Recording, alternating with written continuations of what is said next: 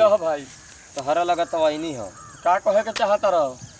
हो मर्द नवरात्रि चढ़ गईल आ बड़ी भाग से 2 साल के बाद लॉकडाउन जौन लागल रहल ओकरा बाद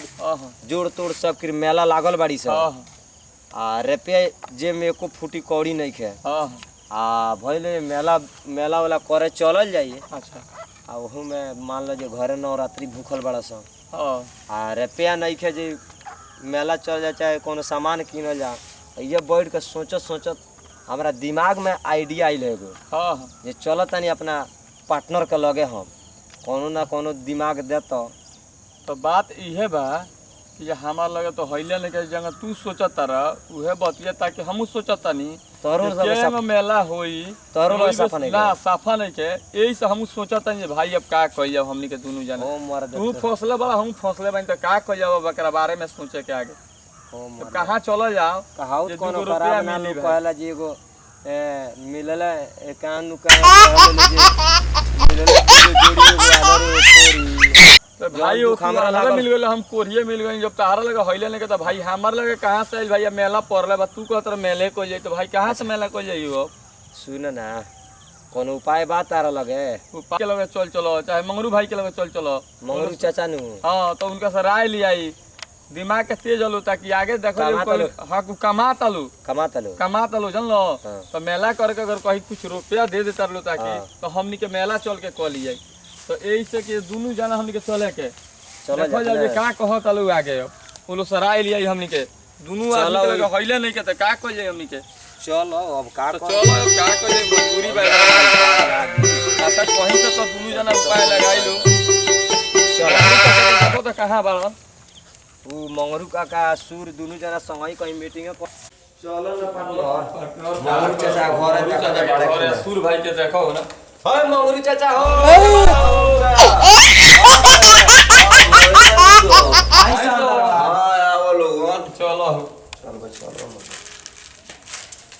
का आज बड़ा सवेरे सवेरे चल रहा लोगा का कही बड़ी दशा बा पैसा वैसा नहीं के जान लो आ बड़ी भाग से इस मेला लागल बा आ बड़ा किस्मत से आ रुपया जेब में नहीं खे ये मेला वाला करी सब तो बात इहे सोच के बाइन सो जे बहुत उमेश से रोगा लगा हमनी के पहुंचल बाइन सो कि एक आदमी सुनो बाइन सो जे मंगरू काका आ सूर भाई दोनों जना कुछ रुपया कमा के ताकि धइले वाले लोग तो इहे सोच के हम निकाल बाइन सो कि कुछ रुपया दे दितलू तो हमनी के मेला कर लेती से पे जाके पैसा देबा लगी तो पैसो दे देता नहीं तो कोनो बुद्धि बताओ नहीं केना तनी कमा तार लगी एगो हमनी कमा मुड़ी काटोला तारा बोल पैसा के कमी पे कोई के लगे हो नवरातन चलता हां चंदा जो उन बाटे के जे बांगल जाई हां कुछ दुर्गा जी में दिया कुछ अपने धर रहल जाई हां मैं शुरुआत रोज मांगता नहीं सही का सुन हां गांव ना गांव में जानो लगी ए दूरी दूरी थोड़े आदमी जाला नदी के में रहेला टोला में का सब कमावा का पैसा होई सब कमा पैसा बापा की हरे लोग हां तो यानर हो के साला पैसा इतना कमाता हमने हई सूर हो यानर हो के भाई इतना पैसा हो तो सुनवा कर मिला संग कहीं तो हमने के दुर्गा माता के पूजा करावा को बटे चंदा काटो हमने के चंदा चाहिए हां हमने के चंदा दी लोगन के हमने के दुर्गा जी का पूजा कराई सो आ चंदा का नाम पलिया का पैसा धले तार ले हां हम को दान कर दिले तो पूजा रही ले सो पार्टनर हमरा तो बुझा जे तहनी के दान करल लोगन लागत है तहनी के पैसा सब पैकेट में धले तर यही से तहनी के ना ना कुछ दानो कर ले सो पैसा तोर के दान करत लोगन तहनी के लोग उड़ाई रही तो हमनी के लोग काहे उड़ाई रही मेला लेके करवा फतवानी तो चाचा है लइकवा क्या करे तहार अभी सूर भाई के ई हई लइकवा लइकवा हमर भतीजा हां ये संग संग घुमेला हां एकरो को ले आइले सो ई बोरा वाला चकरावला का ए बोरा झगड़ावा लाबा कहे लगे कि हम चाउर और गहूं हां ले वाला उठा तो के भाई तहनी के बोरो चकरा वाला लोग हां ए पार्टनर हां तो ई कामो हमनी के कहले तो हमनियो के लगे पैसा रही बोरवा बिहान से चकरावल हमनियो के देखो भाई हमनी के तो भाला सिंपल है तो यहाँ न रही सूर होकर इनके मिल जाता भाई ठीक है तो चल ला अच्छा अच्छा कोनो बुद्धि बताओ मत हम। ए तो बुद्धि में का खटाओ के बाटे हमने के 3 गोला मिल के मांगे सन तो लोग दादा हमने के 2 गोला और पड़ जाए तो और बेसी मिले लगे और बेसी मिले लगे। अपन गांव बानू अपन गांव हां छोड़ के दूसरा गांव में चल जाए। हां हां दूरी से लिया अब कहल जाए जनता रखेन कहल जाए का जे द लगी चंदा द लगी हमने के पैसा चाउर गेहूं गांव में पूजा होता। हां पूजा कराम सो मेला चले से लागल बड़ से मेला कइल जाई जब उन्हें लिया जे कहूं चाउर मिले बेच लिया सजिया बेच के मेला करे चलल जाई। हां ना आज जब खर्चा भी हमने दान पति है ओई में से कुछ दिया जाए चंदा दिया। अरे दान काहे के करम लोग दुर्गा पूजा में हमरा के कुछ दान करती लोग तो हमहू मेला में जॉइन के देख ली भाई माल के हमरो के दान करम लोग दुर्गा पूजा में जाओ देता तो हमरा के दी लोग जो हम मेला वाला घूमी तो अवतार हो को में ना दिया जी बता दिया हम पार्टनर बड़ा मजबूर बानी से 2 गोला तो और लोग दिया ही में से स्थिति बड़ा डाउन हो गई साहब माने 2 रुपया कमी नहीं कहीं से नहीं है। ए जैसे 500 दिलो 100 रुपया दान कर दिया ई $4 दे भैया मेरा चला जी चला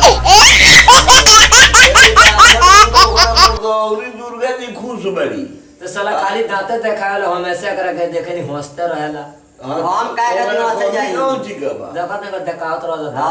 ना तो वाला कम भी भाई जे चश्मा लेके पार्टनर चाचा तो कचौरा ले लिया बोरा वोरा सब ले लिया ए कचौरा बोरा ले लिए तो फिर गांव में चौरुआ कथी में रुकाई गांव चौरुआ वो बोरा ले लिए बोरा ले ले नहीं बोरा हां कह द पैसा कमाते जब फोन करत आलू तो का कर लिया आवत पैसा से ए पार्टनर एगो बात सुनल हो चल लगे माने एगो औरी बात बा हम बोलो हमनी के दोनों पार्टनर 2 गो बाइन से आ तोहनी के 3 गो पार्टनर लोग कथा लोग तो तोहनी के तो कोई ढेर मंगवा लोग तो हमनी के तोनी माने बांट दिया लोग हां ठीक बा हमनी के अगर दोनों पार्टनर बा अगर ढेर मंगाते हैं तो हमनी के दुनिया को धर्म से हमनी के बहुत गरीबी हालत बा ठीक बा ऐसे हमनी के मेला बाजार में जाए तो तनी ज्यादा खाई ले सो तो पैसा कम पड़ी तो खा ले तो माल को हमनी के पकड़ के बांध सो तो पार्टनर तनी के कहबल हमनी के 3 गो भागत तनी सो तो 2 गो घेरा जाब तो फिर जोड़ी फुटुक जाई तो ओकरा से बढ़िया बा कि हमनी के मांगे सो तो हमनी के दौले तो तहनी के मंगिया लोग तो हमनी के दान करिया लोग ने हमनी के गरीबी हालत में बन सो ठीक बा हमनी के बात यहां तक ले बात कि चला जा चाचा चला जाई पे दुआरिया पे निकल तू अपना हां तू चले भाई चलो तो सब नहुर दी चंदा मंगाई चलो चंदा है पे है वो का चलो बंगो हां अरे रुका ना मर जाते नहीं गिर जाए इधर पे दूर के लठिया धोला तू अपना काना धोला आराम से चल दा बाबू अरे मौन काका मौन तो हां एक बार करो अपना पार्टनर के चल इस ठीक बा चलो लगे चले के मंगाओ गांव में चंदा है बस मेला होई आज रात के आज हां चंदा मंगाई है मेला हुई ठीक कुछ ओहू में मांगा जाई तो दे दिलो हमनी के चलो लगे चलो लोग ना जो ही मेला चल जे बाबू चल सोच दा कौन कहां जाता रे तेरे टेढ़ा ना सीधा चल तेहुई शुरुए के संग संग एती हो गए चल ए सूर भाई हां एबर चलो वही में गाय कर रहता ठीक बा अगर गांव में नहीं मिलो तो वही बाजार में मंगाई है बस ठीक बा हो जाए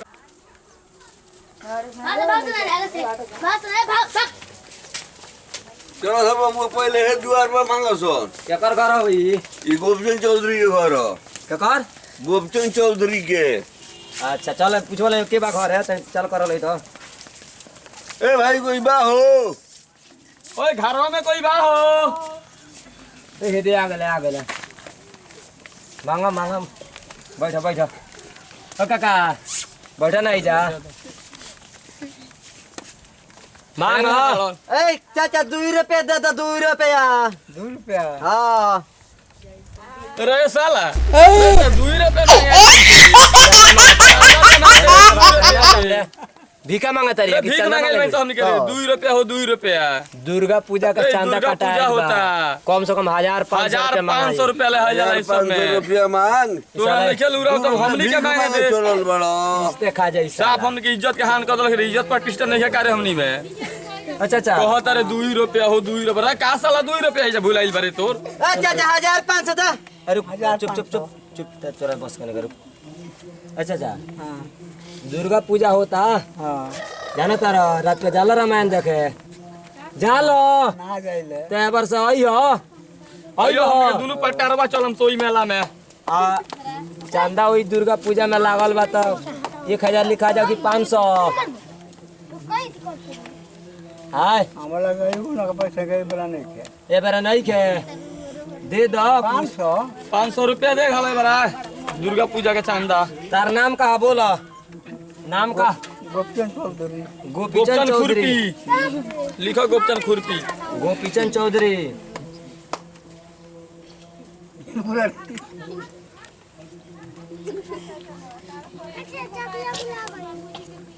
होई बा होई दो चंदा मंगाए लागल चल लग अब हो घर चले होने चलो अपने अच्छा अच्छा सजी आई हो मेला में तारा जिलेबी लेबी किन के दिया ही अरे ना जिलेबी चीनी के दाना जरूर मिली माने पैसा जमा करो लोगन है बड़ा झुलवा खेली झुलवा खेला दे सा आहे चल भूलबो तो फिर 5 साल झूलबो चलो सब बबुआ दूसरा द्वार पर चले चले चले चलो सही जैसे फिर हई के मुंह ले लो आगे यार गल ज्ञान काहे पर तारा मांगे तो चंदा मांगे तो बेचारा गांव में मांगे तो या पानियों का लूट से रहे या ना धर लूट से अच्छा चश्मा का भाई तो तनी गोली मार के हेजू मांगो हां हेजू मांगो हेजू ए चला हो घरे क्यों नहीं खे देख लो ना ई लोग कहां पैसा नहीं दिलो भाई देखा संजय भाई का घर आवले मांगले हेजू मांगो तो बबू एना तन के चावरे मिली दोसर कुछ मिली ना आज जा बोरा चकरा लो तारा हिसाब दिलो नु हां तो तारा हिसाब चल कर के बगा रे हो चल कर के बगा पैसे बा हो जाओ दे तालो चकरा कर लो ना जा अरे रुपा ना अरे भूखा ना घरवा में मिल गला वाली आओ अब है न लियो मर गई बा मिल चल मिल गई तनी है ना देखियो अर्जुन के सारी ने तनी उनको चंदा काटा जा तनी देखबा है ना मिल जाए कुछ खाए तो मिल जाए आओ लगे चल कर वाले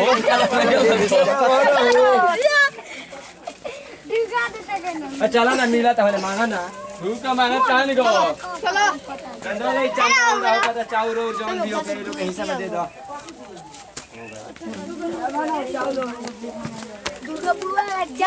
कितना चंदा मिला ने ए ना मिल गेल सब चलो ठीक बा चलो चल मंगाइयो फिर बिहान मंगाइयो हो गइल बा खाए पिए बरम नहीं के का कहियो मान लगे ना खाइए तो ये कोई दिन चलियो चला ना अपने पटर लोग का संग रह ना जाना ए अबे जा रुक जाए का हमने का अपने में तनी बतिया लिया ए जनिया ना ए वेदाऊ घर बा छोड़ा ना मर्द हे जा हमने का हो ना भाई जाने मंगाइए पर से बिहान मांगम सर देवा का आओ ले ना है ना ले तेरा सुन लगे बैठल हो जे कितना भइल हो बैठो ले बैठो बैठो बड़ी अरे है ना चौरुआ लूर से धरी है देखिए बोरवा नहीं के फाटो ना फाटल ले फाटा तो बोरवा भरल कहीं पलट गई तो चलो बांधल बनी हम का कहते तोर जा बोलो गाँव भर तो चंदा कटा गए हां तो हमनी के राय बाब हमनी के चाउर आ गेहूं कहाँ लेके घूमे सो हां चाउर गेहूं तहनी के ले लगी अच्छा आ पैसा हमनी के लेके चल जाता नहीं हां तो हनी के बोरवा 3 जना बाड़े लोग पूरी बोधा घुमावले फिरी सो सुने ना बहुत तेज बोल बड़ा लोगी बोला ना तब तू ही बताओ तो हनी के 3 गो पार्टनर बाड़ा लोगन हमनी के दुइये पार्टनर बाइन सो तो गहुआ चौरा तो हनी के ढोइयो लोगन तो हनी के बजड़ बाड़ा लोगन हमनी के अबर बाइन सो तो हमनी के रुपयावा दे द लोगन दोनों पार्टनर के ऐसे हमनी के मेला करे जाए के बता की तो तनी के चौरुआ लेके ढोइयो लोगन मेलवा में हमनी के पैसवा लेके रह गहुआ तनी कम भारी लागेला भाई अच्छा तो यही से कोला तो मान लो चाउर गेहूं तनी बेच के मेला कॉल वाला ही हां ज्यादा कहाँ मिलल हमें 5000 रुपये मिलल हां खा कर ले जाता नहीं सजल आ वो में कुछ चंदा देवे को बा का हां हां तो ओही में दिया तब ना मन बता दोसर कौन उपाय पीटा पीटी हुई है का भागल का पता हां तो का के जे बोरा झोरा छिनाई रुपया उतारा या तो कौन ना लड़ दे लड़ी लो तो 3 जना मालो दुइये गोला बाइन यार सर जला ही बिहान फिर मंगाई तो तारा के दिया ही सुनो लोगी ठीक बा हो ठीक बा का मान जे बता व्यवस्था होला तारा पता बा हां ऐसे ब्याह के बालो तारा पता भाई पटक दियो तो हमरे के कहीं क्या के अरे देखल जाई हां तारा बोरा झोरा छीन के चल जा तो दुइये गोला सुनो तब जा लोग तारे रुपया में इसको दान कर दिए लोग। हां हमने के चौरा गहुआ बेच के घर लिप सो हमने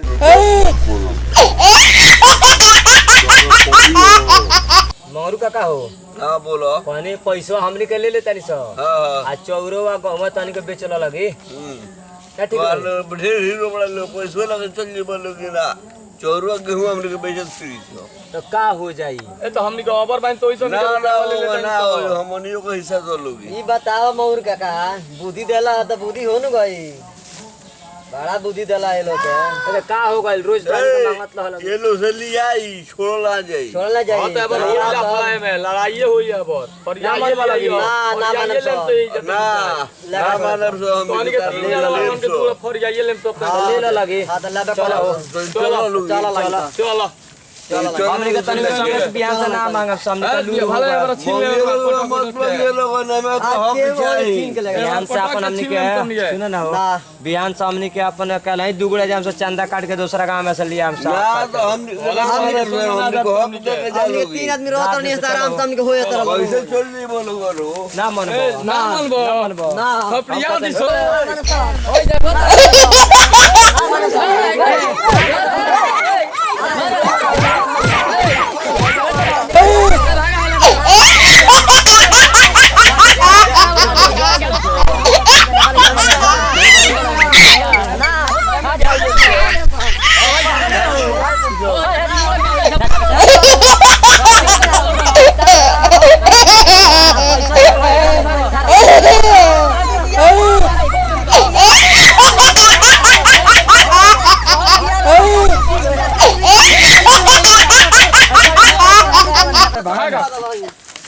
वहां तो इंदस चश्मा रहे ना तो काहे